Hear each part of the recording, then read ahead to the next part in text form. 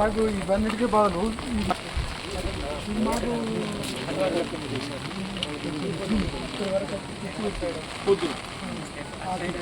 నీళ్ళు వాపకపోతేనే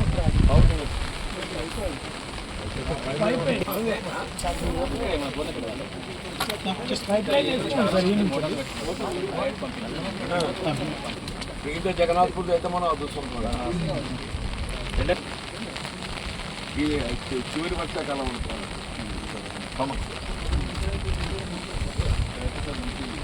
ఆ భూమిలో మనకు కానీ వాళ్ళకి కానీ పెడితే వాళ్ళ డిపార్ట్మెంట్ పంచాయతీరాజ్ వాళ్ళు పైసలు సరిపోవని చెప్పని అది చేసి కొత్తపేట పోతు పెద్దగా అయితే 6:30 అక్కడ వేసి ఇక్కడ పోటీ చేయలేము, సాధ్యం కాదని లో లెవెల్ పెట్టాం, ₹1 పెట్టాం. దాటి తట్టారు పైపులతో పెట్టినాం. అప్పుడు నక్సల్ ప్రభావిత నక్సల్ ప్రభావిత పండుగ పెట్టి అప్పుడు వెళ్దాంనా వెళ్ళాము.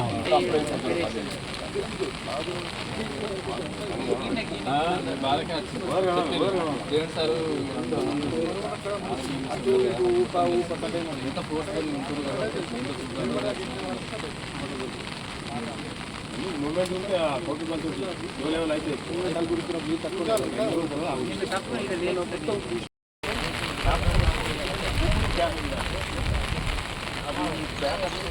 మరగమ్మకపోతే మంచిదే కదా. అయితే ఏదో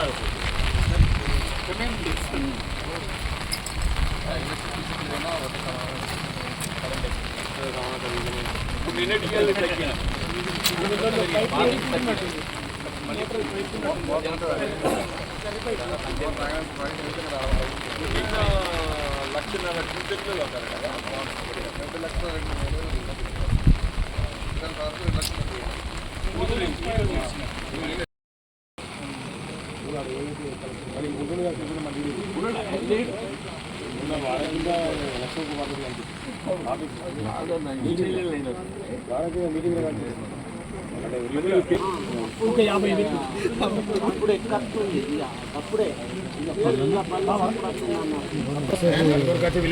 వాళ్ళ కోసం వచ్చి అప్పుడు శబీరాని విలేకరి అంతే పోయిట మన దగ్గర ఉన్న గుండెలు వాళ్ళకు హామీ ఇచ్చిండు, మీకు అదంటే నేను హెలికాప్టర్ ఖర్చులు ఊరుకొని ఏం చేయకపోతే మీకు ఏమవుతుంది ఏం కాదు రవీంద్ర వాళ్ళకి ఖచ్చితంగా ఇచ్చిన తర్వాత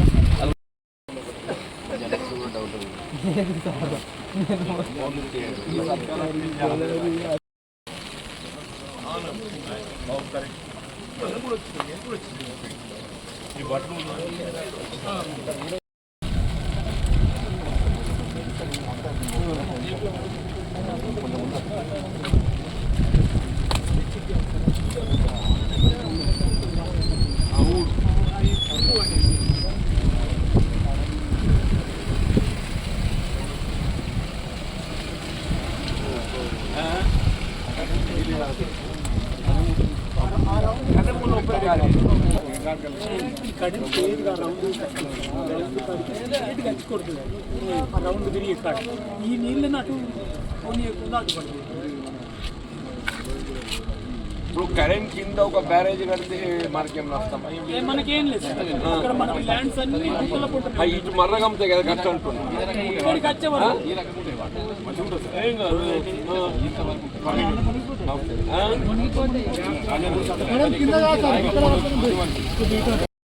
ఇలా పడ్డప్పుడు నీళ్ళు వేస్ట్ కావు. ఇప్పుడు కడెం దునికితే ఏమైతుంది, ఎల్లంపల్లి పోతున్నాయి.